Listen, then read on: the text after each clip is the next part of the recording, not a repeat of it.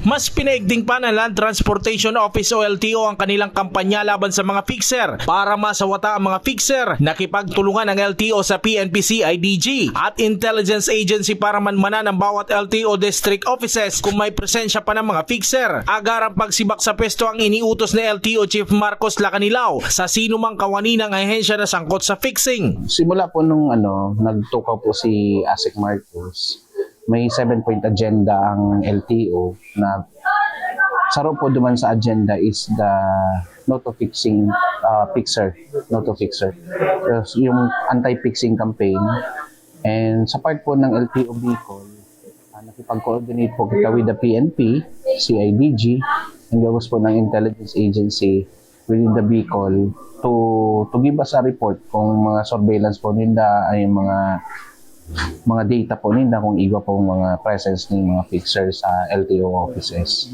So, nag-reply man po si PNP PNP Pro-5 na may man fixer sa LTO.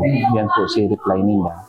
And may mga operation po na ginibo, particular po ang CIDG, ay sa Cam Norte, igwa po kitang operation duman na successful. Pero bako siyang employee ng LTO. Sinda po itong mga tao na nagsasabat sa mga potential client ni LTO na nag-aalok ng services. Ayon sa LTO, kinukundina nila ang ganitong gawain na pag-aalok ng serbisyo o assistance dahil accessible na anumang application sa LTO, lalo online. Ang iba po kadto, tiglo ko lang ang mga tao. Nagtaong bayad, tigdulag si kwarta. Dahil nakarehistro, dahil nakakuha ang lisensya. Yan po si mga cases. Pinangakuan mo. So napailan po itong kaso ng stapa.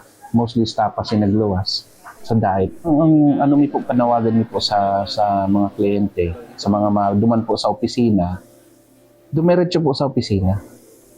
Duman muna po igo po kaming public assistance and complaint desk na iyan po ang matabang sa Indo, mag-evaluate kang papel nindo, ano po ang kaipuhan nindo. Para matabangan kita, si tamang steps, pasunod-sunod, kang transaction po nagigibuhon mo with the LTO. Para aram ta din ang gigibuhon ta.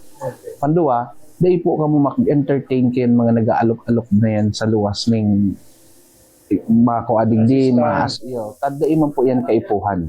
Sa totoo lang po, streamlined na po ang process ng LTO. Ang iba nga po online na din. Jan Amador, CSN.